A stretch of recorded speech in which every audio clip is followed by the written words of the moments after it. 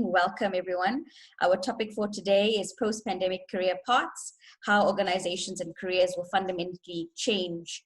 And I'm going to ask Guy if he could please put on his camera and video as well. Morning. There we go. So Guy Lundy is our speaker this morning. Guy is a leadership consultant and futurist with Spencer Stuart. He is an experienced board member and author of 2 books. And he also has been listed as one of the top 100 thinkers in South Africa. Guy, I'm very excited for this topic this morning.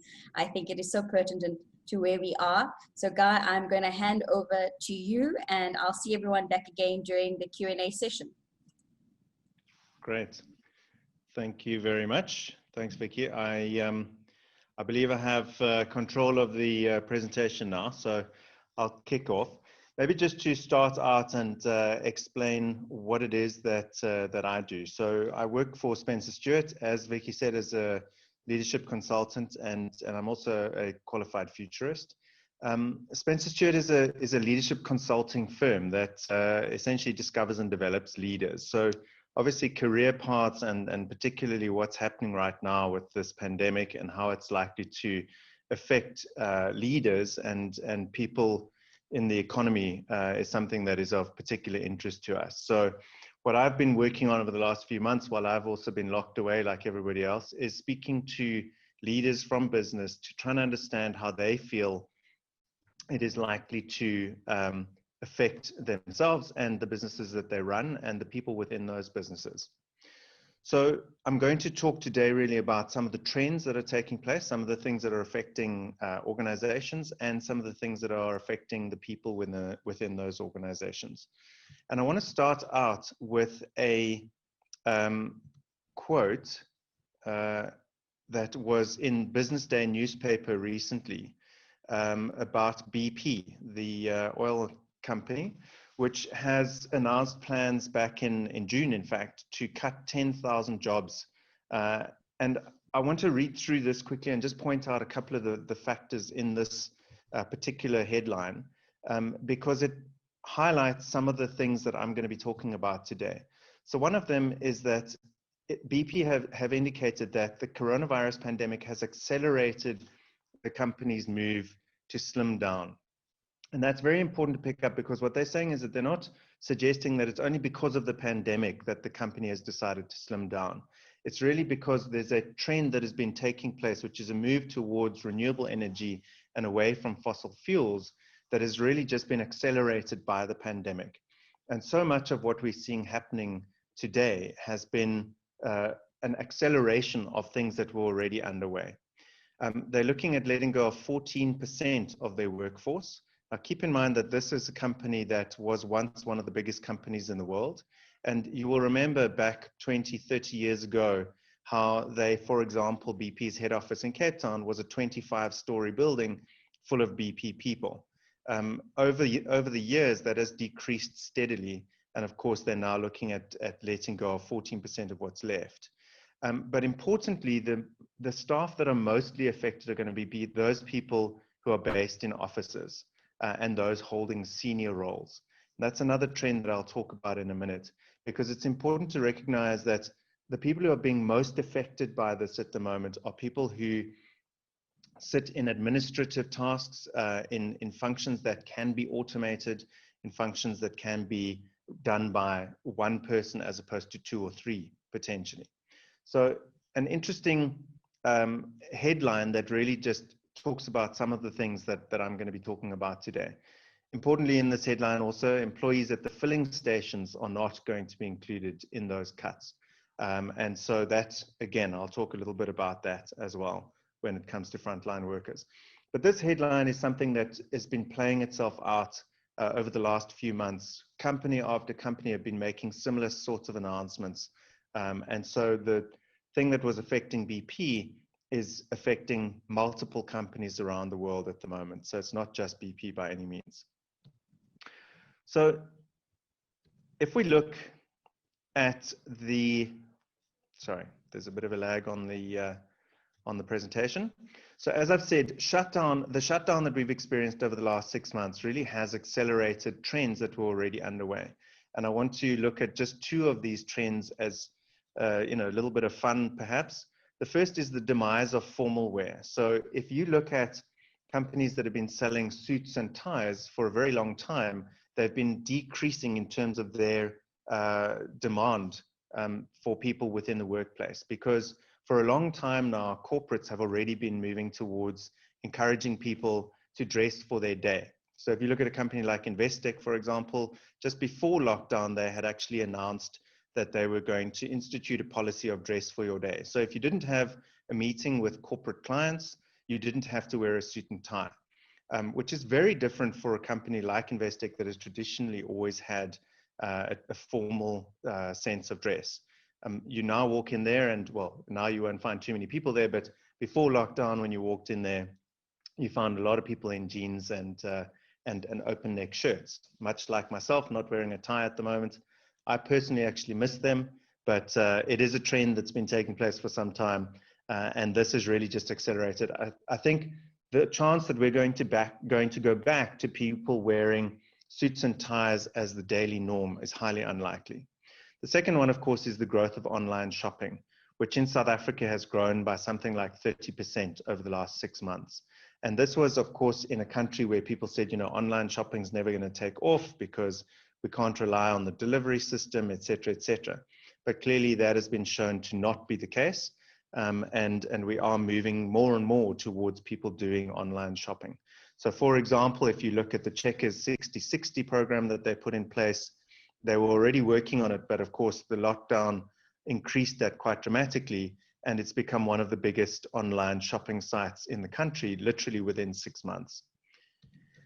So if we look at some of these trends that are accelerating, one of them is that there is going to be, and there continues to be as before, increased competition for places. And when I say places, I'm talking about schools.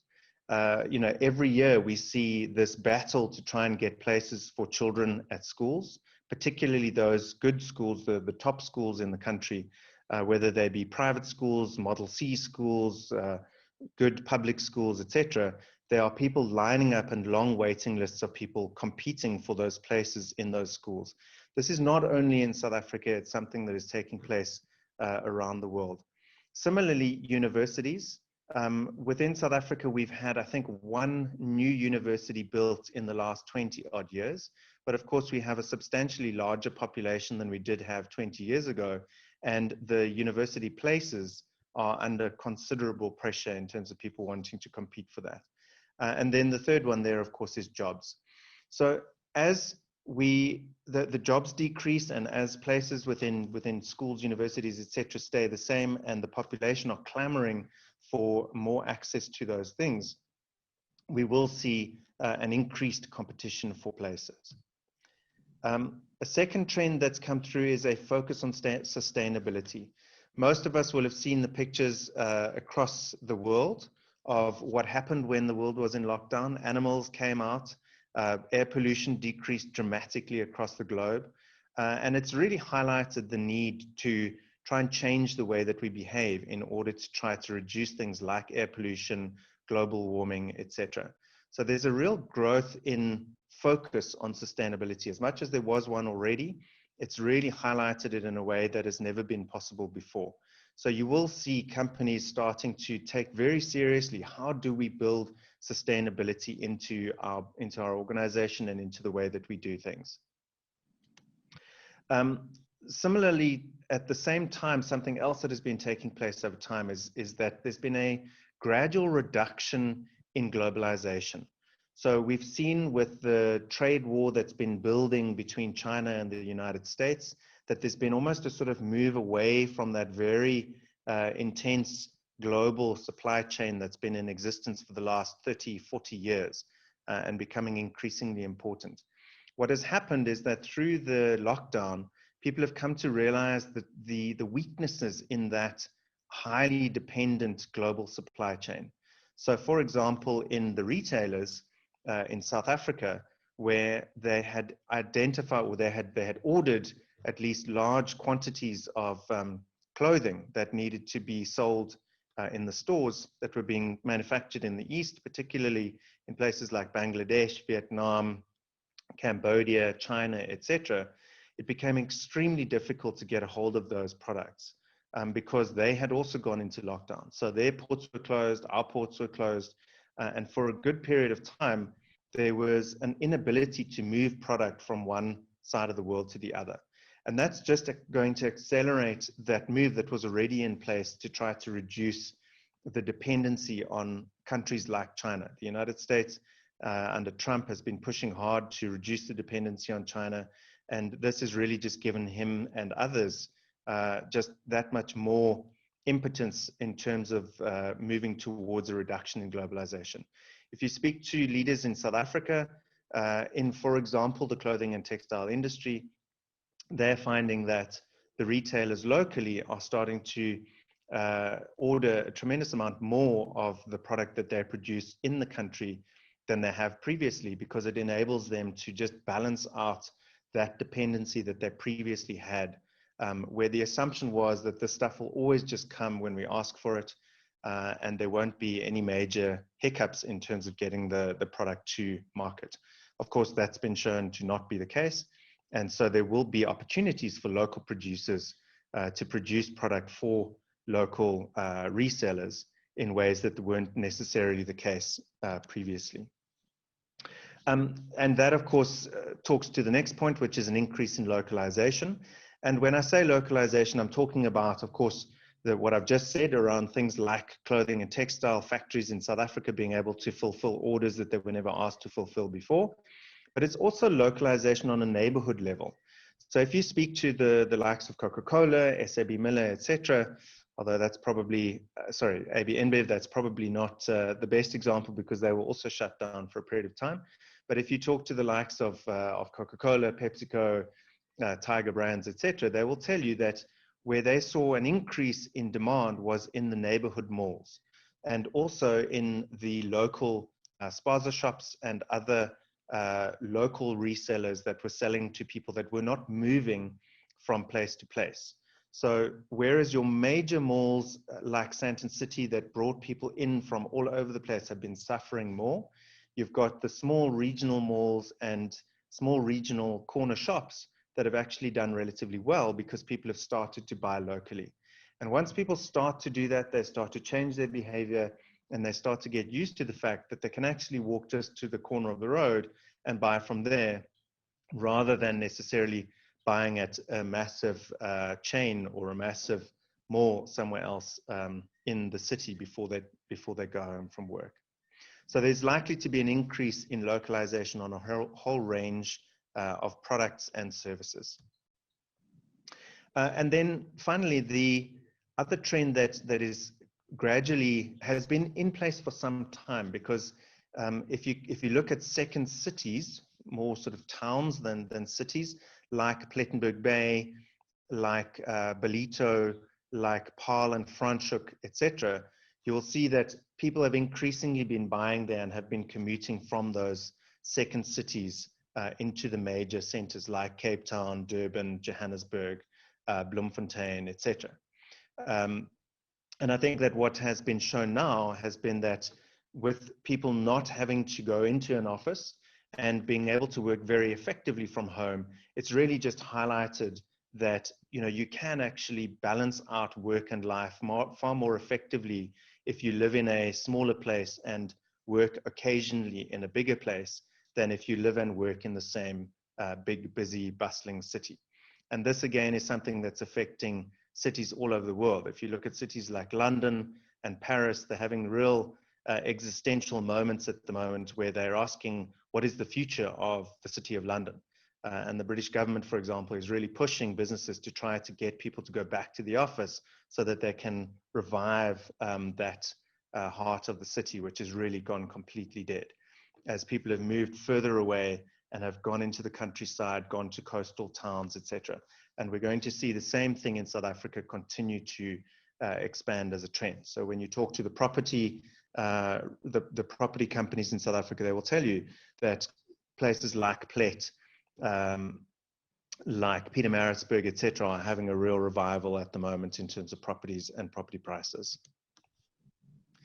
So I want to now look a little bit at the industries and some of the winners and losers within industry. And I'm going to separate them out into four. The first one is I'm going to talk about a flash in the pan. So obviously when we went into lockdown, there were some companies that really made a complete killing out of producing products that they were already producing. And there are other companies that moved into producing those products that they'd never produced before, because they saw a massive opportunity at least in the short to medium term. So personal protective equipment, for example, masks, hand sanitizers, and of course, over the last 6 months, we've seen a huge increase in bootleg tobacco and alcohol.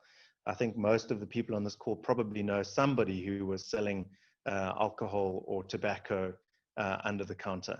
Of course, that was a response to an immediate need. And it's very unlikely to be an ongoing requirement. I think masks, if you look at Asia, for example, people still use masks, but by no means to the degree that they were using them when they first started around the time that SARS was a big thing in Asia. So people will wear masks until it's no longer a requirement, and then you will find some that will continue to do so, but most of them will go back to not wearing masks. So these industries that have really boomed within the period of lockdown are unlikely to continue to be major players and continue to experience the kind of growth that they've experienced. The second one is those industries and sectors that will experience a long, slow recovery. And in this, I put particularly around the hospitality and the hotels, the restaurants, the aviation industry, airlines, conferences and exhibitions, as well as film and entertainment, whether that be concerts, whether it be the film industry itself, and of course, gyms. These are all industries and sectors that rely on people physically being in place, and they are going to eventually recover. People will eventually start to move around. They will continue to go to restaurants in greater numbers. They'll go back to staying in hotels. They'll go back to flying on airlines, but it's going to take some time. There's no doubt about it. So they will recover, but it will be a long and slow recovery. The big question there is how many of those companies are going to be able to survive that long, slow recovery, and how many of them were too marginal to be able to ride it out until it actually starts to come back to the kind of numbers that they were dependent on before. So that's your long, slow recovery. Then we've got those that I would say are fading away. And in these, I would put your giant retail malls. South Africa in particular is completely oversupplied in terms of large malls. We have by far the largest number of malls in Africa, something like 100 times more than Kenya, which is the second biggest in terms of access to malls. And many of these are enormous malls like Menlyn Mall, Mall of Africa, Century City, etc. These are really gigantic malls that are very dependent on companies paying substantial rents over long periods of time, 20, 25 years, in order to make the money back that it cost to build those malls. And of course, with the move towards online shopping, with the move towards people working further away from a central point, those giant retail malls are unlikely to be continued to be built. I think the ones that are there will be looking very hard at ways to reinvent themselves so that they become almost hospitality destinations where people go there for an experience rather than to shop, which of course was part of their reason for existence in the first place, but increasingly so. And we will see the move towards those smaller regional and neighborhood malls becoming much more the norm. Another one is the demise of high-rise offices. Even before the lockdown, Sandton was really struggling in terms of filling up its space. And of course now, if we look at it post the lockdown, it's not just that people are not in offices today, it's that everybody has re-looked at whether they really need as much space as they do. So in our building, for example, in Grayston Drive in Sandton, we're in a 10-story building, and one of our tenants that has 5 stories of that has recently vacated 2 of them, and they're busy renovating the other 3 so that they can take the people that were in those previous 2 and shift them all into the lower 3 and move much more towards remote working and hot desking and so on. So they just need less space. And as a result, I think the chance that high-rise offices are going to fade away over time is a real possibility. Another one is convenience retail. As people move around less, they will be stopping less at garages, at shops that they would stop at on the way. Your sort of total garage that has a convenience retail store in it is unlikely to be as in demand as it was when people were driving back and forth during the rush hour every day. And then, of course, mass public transit is another one that will also have a reduction in demand as people start to move to more flexible hours. They will start work later, they'll end later, they won't necessarily all be jumping onto trains and buses at the same time, and taxis. So it's likely that that's likely to spread out much more during the day, and therefore there won't be the need for the capacity that currently exists. And then the final one is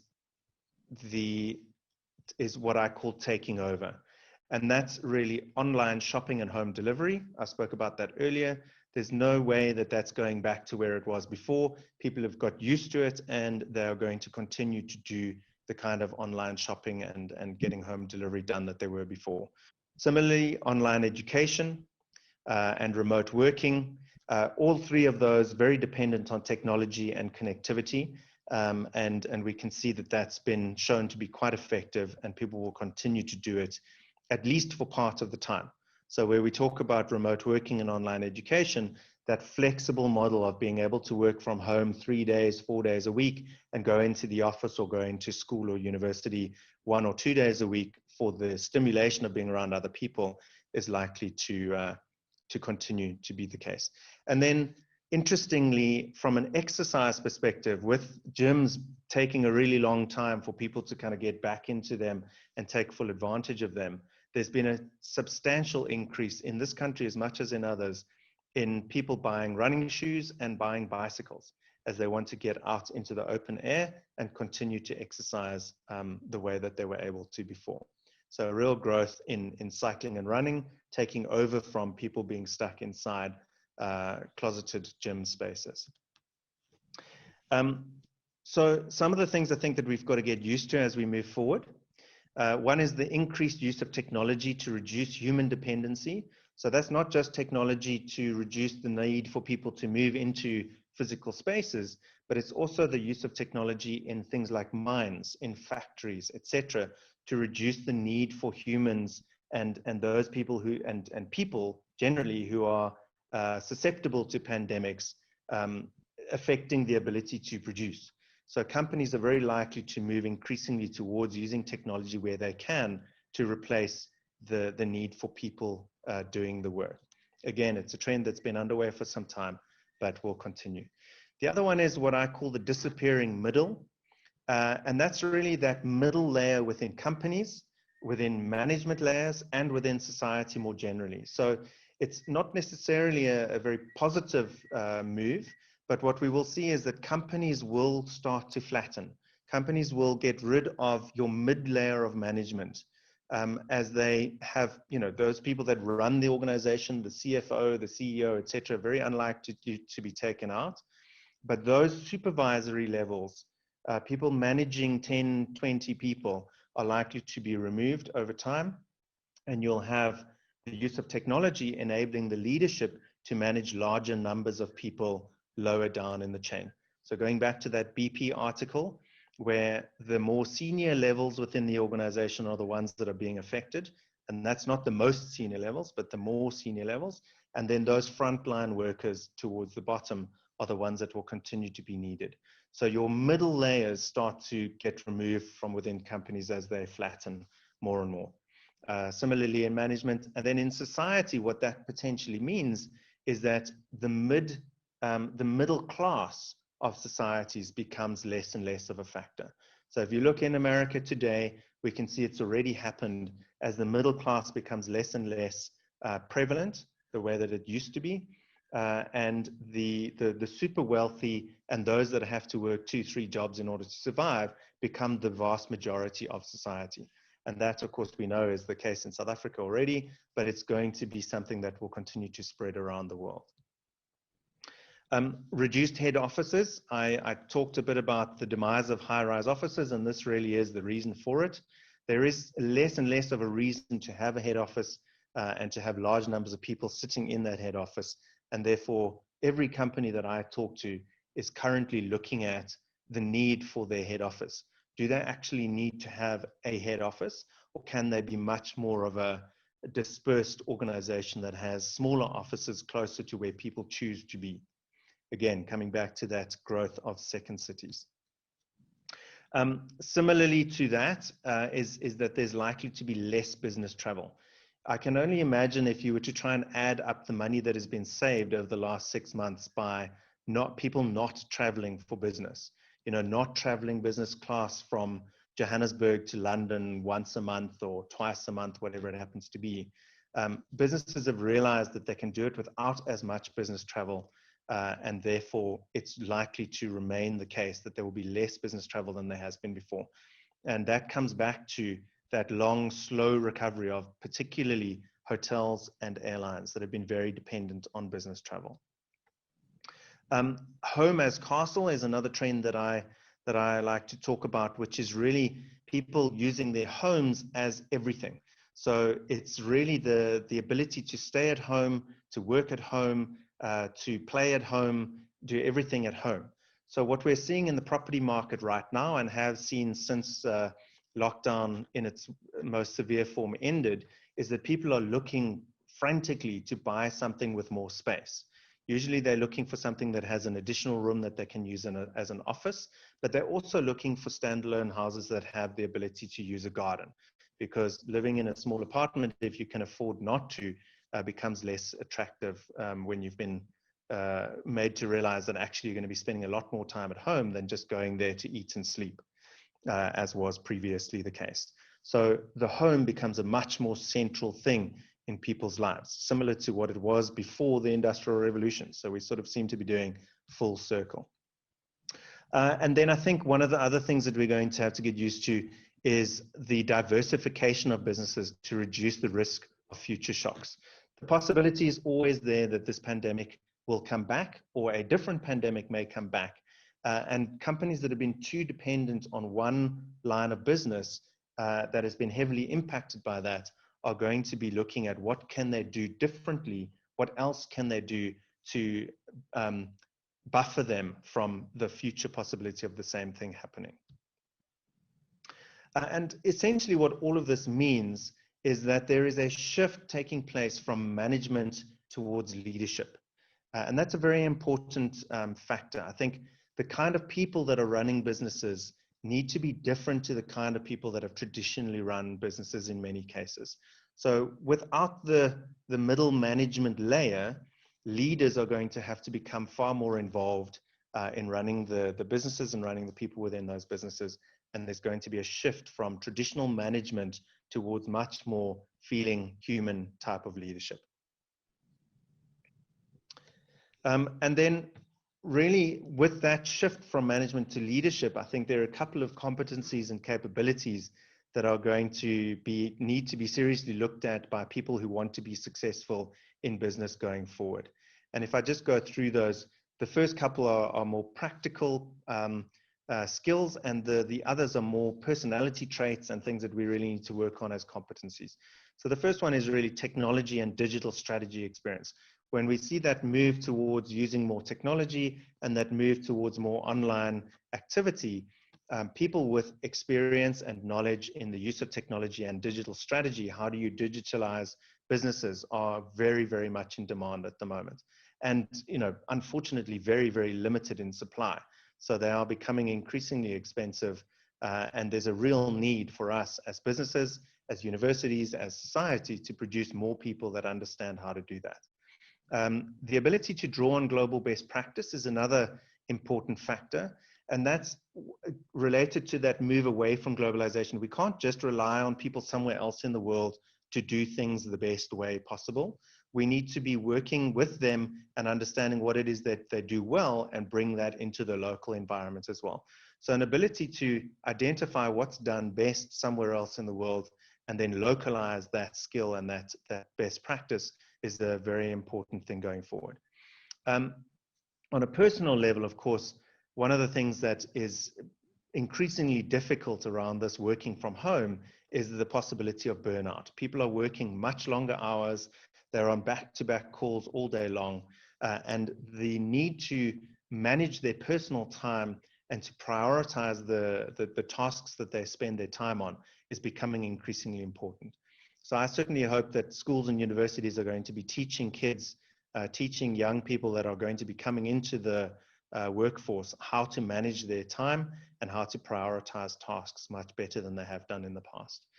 And then a couple of others: agility, the ability to be flexible, the ability to roll with the punches is a very core skill that people are going to need to develop now and into the future in this much more fluid, flexible world. Innovation, coming up with new ways of doing things, also increasingly key in terms of the kind of skills that people are looking for, that businesses are looking for at the moment. Collaboration, increasingly important as well, where we've got people in different cities, sitting in their homes, working remotely. Collaboration becomes a much more important factor. Empathy, the ability to understand how people feel when they're not continuously in contact with each other, very important skill. Building trust, something that we've got to work on when we're working remotely. We have to have people understand why we can be trusted in a way that's much more difficult to do than when you're able to sit opposite each other across a table. So working remotely will make building trust as a skill very important. And then importantly also compassion. And I put this in there because, you know, there needs to be a recognition that the competition levels are increasing. As I talked about, that competition for places, people are losing their jobs. People are going to be spending significant periods of time out of work.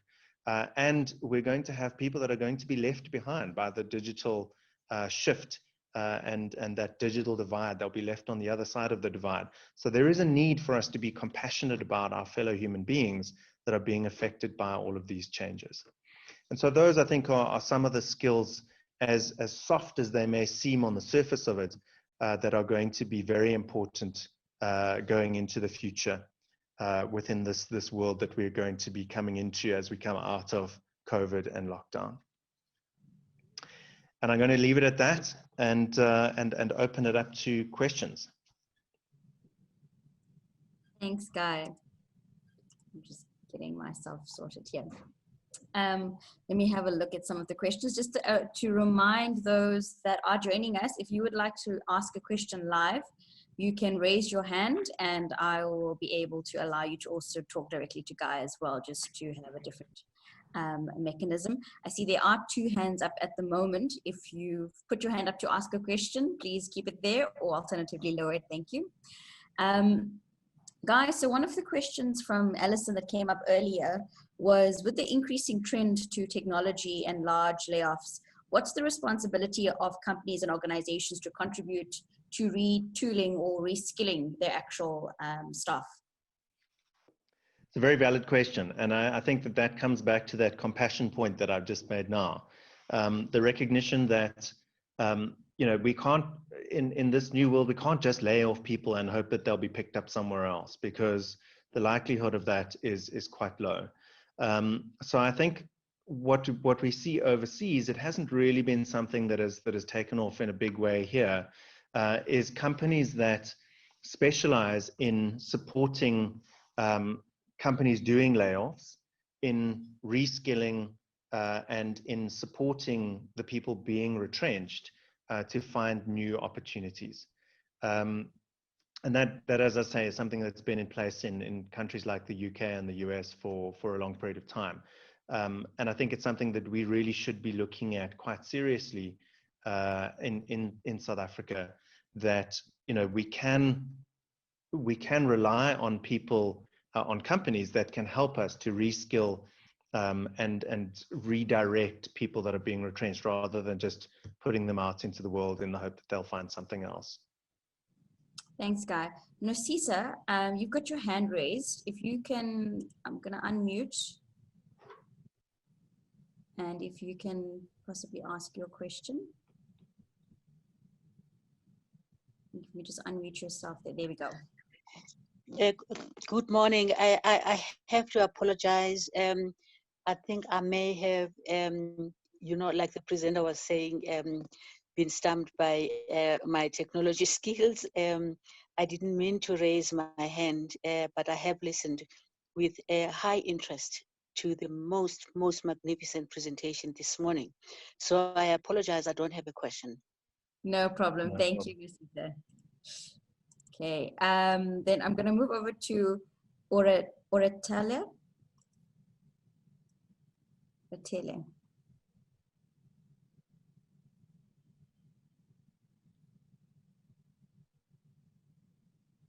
I think Aurora Chile is on mute.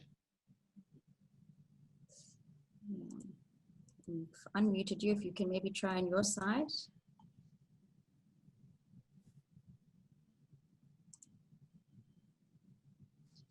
Going to try Sia.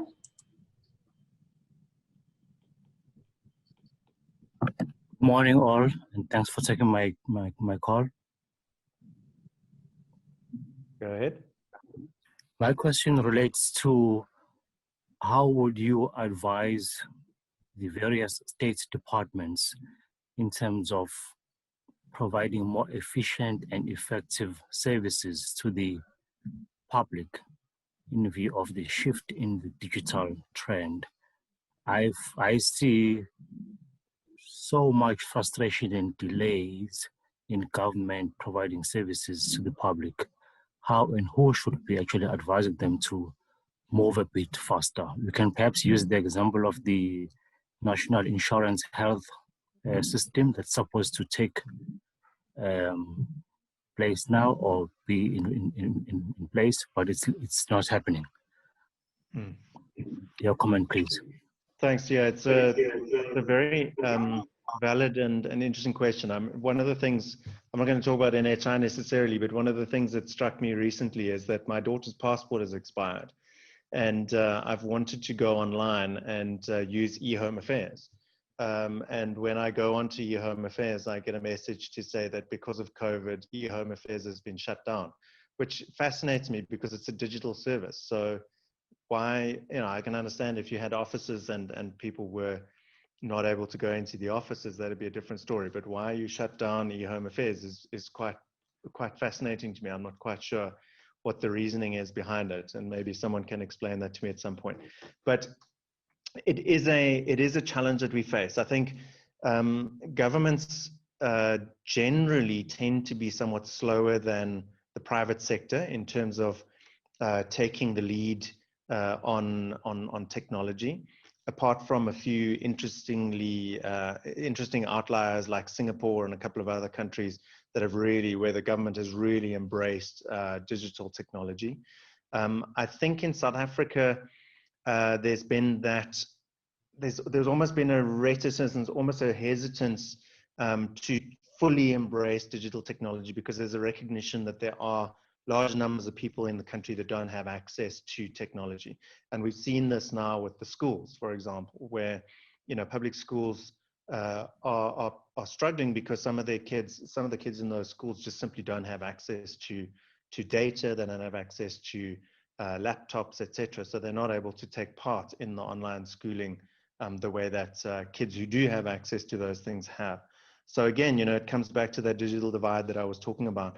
And definitely government is the one player that can drive policy particularly, and can also drive activity to encourage the move towards bringing people across the digital divide. You're not necessarily going to close the digital divide, because those that have access to digital are moving ahead and those that don't are being left behind. So you've got to work towards bringing people across, and that means pushing for more bandwidth, pushing the cell phone companies, or not pushing them to use spectrum, but enabling them to use more spectrum so that you can actually encourage the use of, or the availability of data, continuing to encourage the raising of masts in relatively remote areas so that people who are in remote areas can become much more connected to the rest of the world, etc. So there are a number of things that state departments can do. We as individuals and as companies need to continue to push them to do it, because I do have my doubts about whether there are enough people within those state departments that understand that world well enough, or that feel the importance of why we should be moving towards a more digital society and a more digital environment. So I think as private sector and as society, as communities, we really should be pushing the government at all levels to increase access to digital services and capability. Just people's ability to reach the online world. I hope that answers your question. It's not usually specific, but hopefully I've been able to answer that. Thanks, Guy. I think that's an important point around access to technology. Clive Pillay actually asked a question around that with the shift to remote working. What are the obligations of employers to be providing such tools and access to the employees to actually perform their required jobs now that we are also moving away from working at the office? Yeah, it's an interesting conundrum that we sit with, because contracts are written in the old world. So, your contract will still say that your job is based in Johannesburg, or your job is based in Durban or in Cape Town or wherever it happens to be. And then the onus is upon you to either be in Johannesburg or to virtually be in Johannesburg. And that worked in the previous world where, you pushed for people to be based where the head office was, or where the job was. Obviously, moving forward, that's going to become less and less the case. And although we haven't seen too much of it being done yet, I would put money on it to say that contracts are going to be rewritten to say, we will provide you with the tools necessary for you to be able to do your job from wherever it is that you choose to do it. So, for example, paying for people's bandwidth at home is not a norm in this country at all.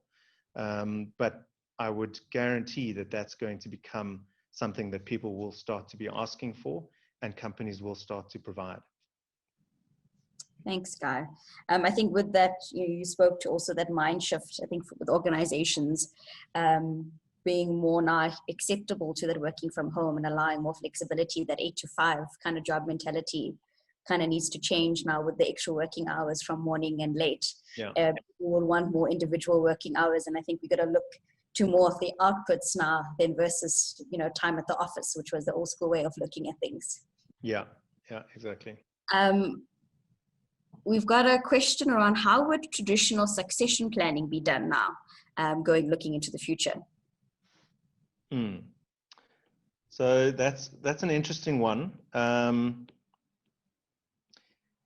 And if I think about how it's being done at the moment, it's been quite a traditional process, but increasingly I think that businesses are starting to look at the skills that individuals have versus what they will need to have going into the future. So when we start working on succession with our clients from an early stage, one of the things that we look at is what is their ability to run a more digitally connected organization.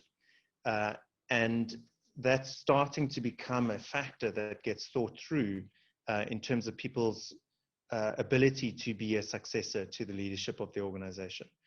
And of course, when you're looking at a succession plan of 3 to 5 years, you have the time to be able to ensure that those people that you're identifying as the people running the organization, leading the organization at whatever level, have the necessary digital savvy and technology skills. So yes, it's a little way off. I don't think that most companies have really picked up on it yet, but certainly your ability to be a successor to the leadership of an organization, if you have no digital insight or are very limited in terms of your ability to run a digitally connected organization, is going to be seriously challenged. I think people have to They have to skill themselves up, and businesses have to take it on board to skill the future leadership of the organization up for the increasingly connected world. Thanks, Guy. And I think linked to that, there's quite a few questions from various individuals that have referred to the shrinking, middle management that you spoke about, and wanting to know, what are the career growth perspectives for these young professionals, and what kind of practical tools or paths should organizations be implementing, or just public in general, to help transition individuals into this space. So I would, I think, first of all, as individuals, I think that people should be looking at what the skills are that they need in order to lead, as opposed to manage. And, those are those personal competencies that they need to be developing. Personal development, I think, is something that is going to continue to be a very big business as people look at how do I make myself ready for leadership?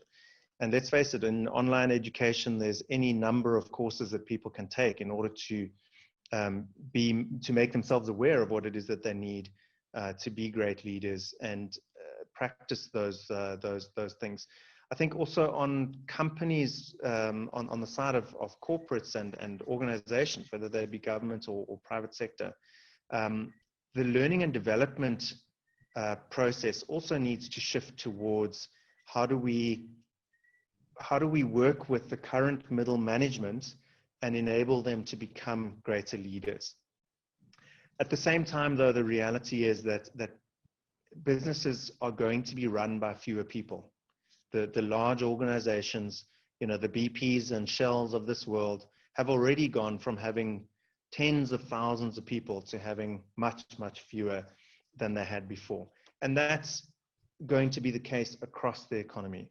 So what people do also need to be thinking seriously about is, if I were to fall out of the corporate world, what else could I do for myself or with a smaller group of people to create some form of smaller organization? So, the opportunity in all of this is that we have the potential to drive real entrepreneurship, because those that would previously have just maintained a career within a corporate environment will start to move into running something, quite possibly just to survive at first. But if they develop the strong enough skill to run a business, we can see some really successful entrepreneurial ventures coming out of this process as well. Thanks, Guy. You actually answered a question from Sashen that actually talked about that, whether this was a good time to take up the risk to build business and create new employment.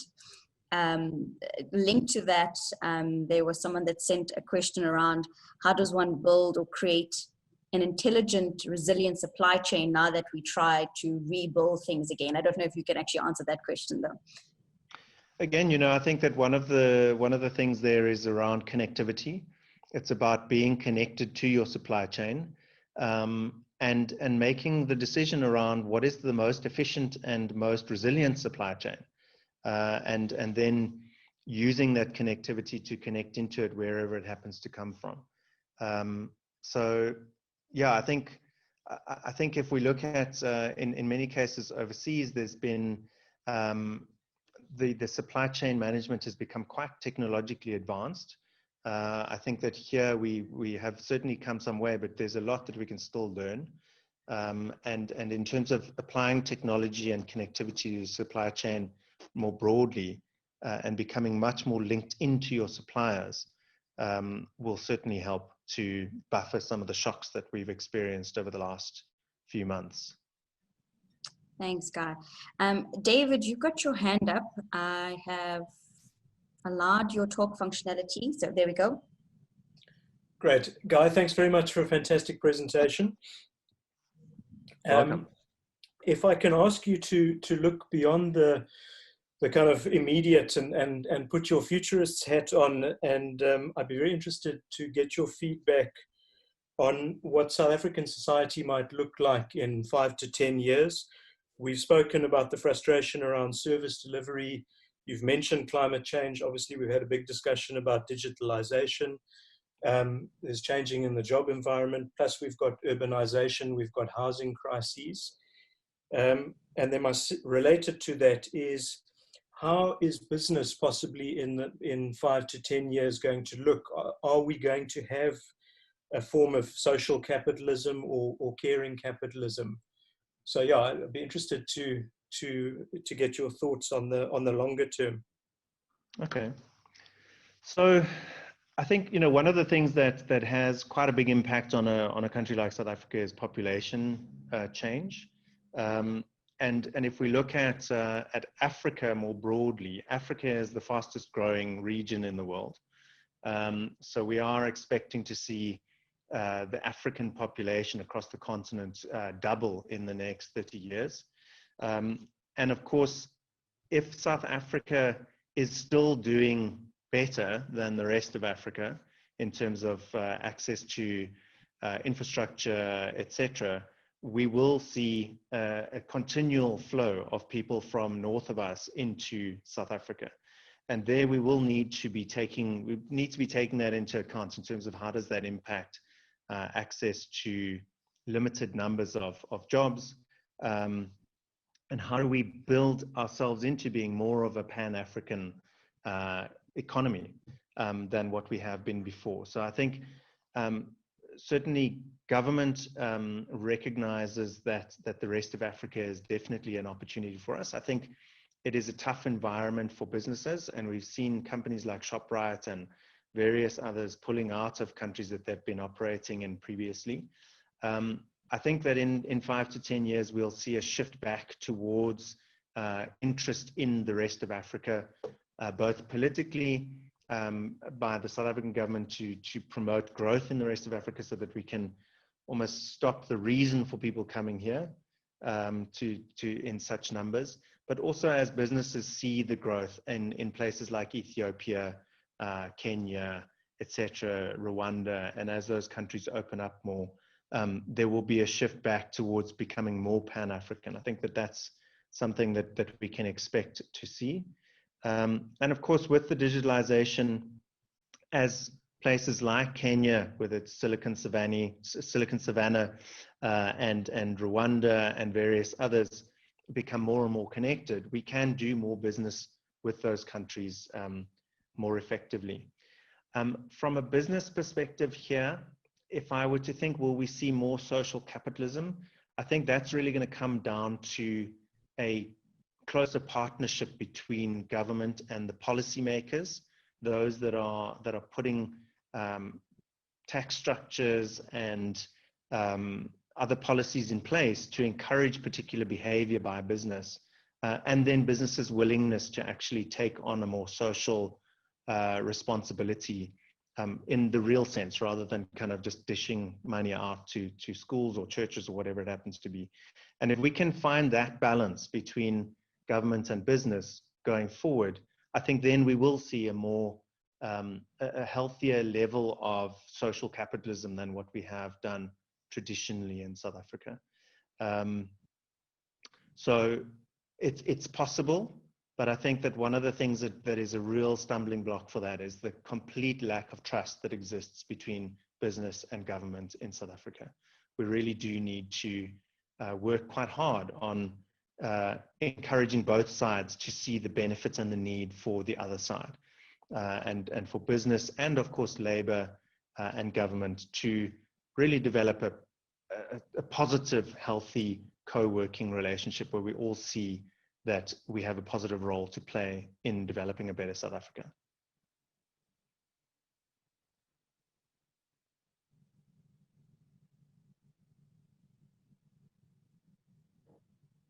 Vicky, you there? Sorry, Guy, I muted myself there. Paco, you can go ahead and ask your question. Okay, thank you very much. Thank you, Guy, for this insightful presentation. Now, Welcome. I'm worried that it means employment is going to reduce. Do you have any figures of employment reductions, at least? I'm afraid I don't. I mean, I think the reality is that formal employment is likely to reduce in the corporate sense. You know, so the dependence on large organizations to employ the majority of people is something that I really believe is going to decrease. And I think that that's something where, again, as I mentioned now, you know, that understanding between business, government, and labor needs to take that into account. You know, labor very often still thinks very much with the mindset of the old corporate world that employs thousands of people, as opposed to encouraging their members, for example, to develop entrepreneurial skills.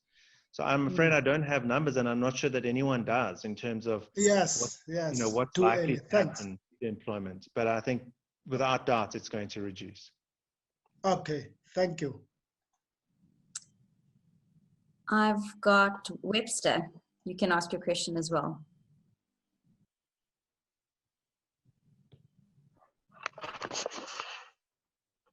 Webster, ahead, you Webster. Oh. you've unmuted yourself. I'm going to try again.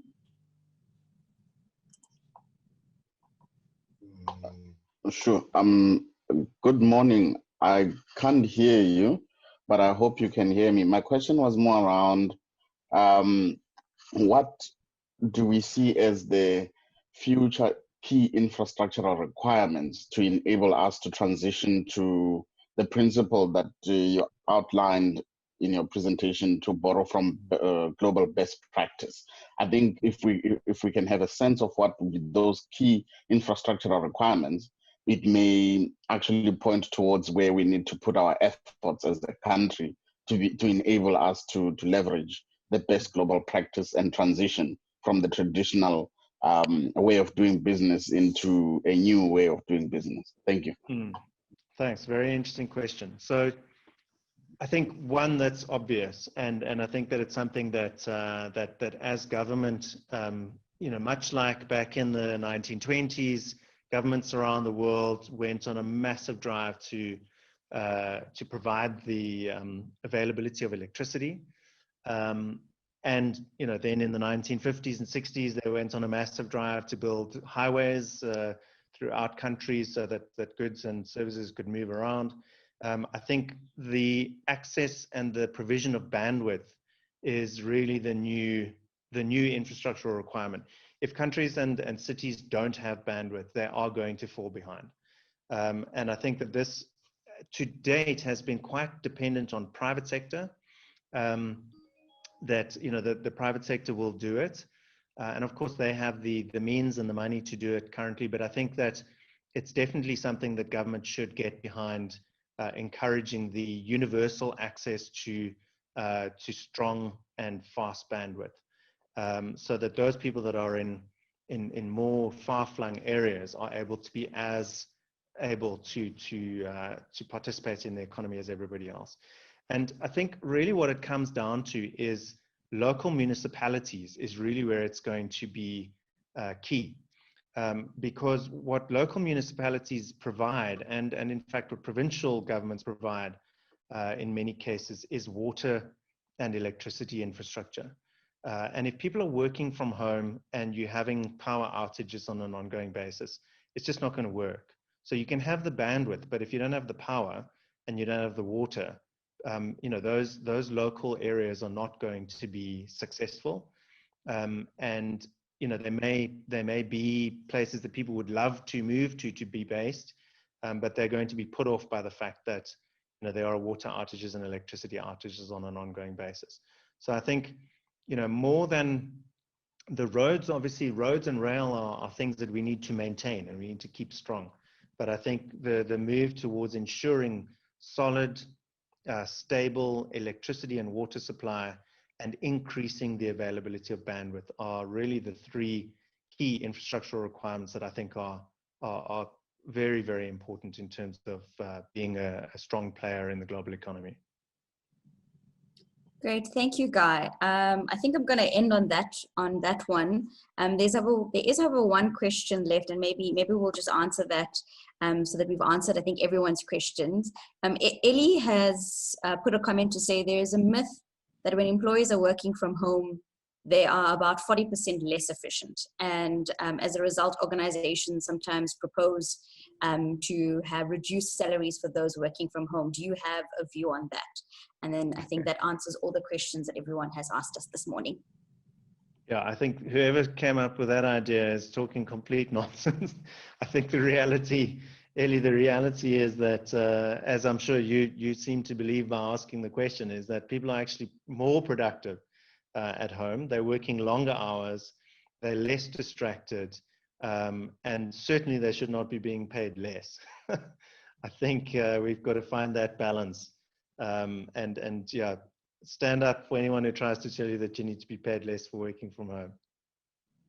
Thank you, Guy. I think this was a very interesting presentation, and from I can see from the comments that were put through in the chat box, everyone attending found it very insightful. I think the key takeaways was your previous slide on the competencies that I think are required to looking at going forward, and organizations trying to provide that leadership to equip employees to also move along this new journey that we're on, and as well as I think employees also looking at what value they are adding as well in terms of the job. It's not just this is my job, but it's about continuously innovating, adapting, and changing what we're doing, and taking that responsibility to also improve our own job dynamics and using technology to improve capacity. So that's some of my takeaways from the session. Thank you very much, guys. Anything that you'd like to end off with? Great. No, I think just to say that it is a new world. It's a brave new world. It's going to come with challenges, and it's also going to come with opportunities. And really, those that win are going to be the ones that overcome the challenges and identify the opportunities and take them. Awesome. Everyone attending, the video or the recording of today's session will be up on our YouTube channel, and we will send an email to everyone with the link, as well as the slides as well, so you will be able to access that later on in the week. We will let you know once it's up and running. Guy, thank you so much for giving us your time this morning while you were away on holiday. We really appreciate that, and I hope everybody enjoys the long weekend and our Heritage Day tomorrow. So we'll see everybody again, same time, same place next week. Thanks very much.